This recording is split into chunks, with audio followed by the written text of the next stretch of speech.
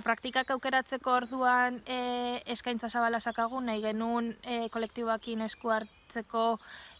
aukeria zauan, eta praktiketik azkenian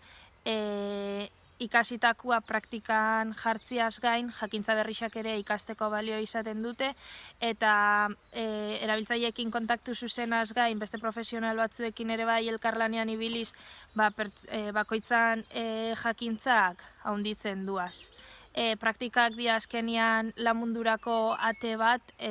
Eta bueno, esatie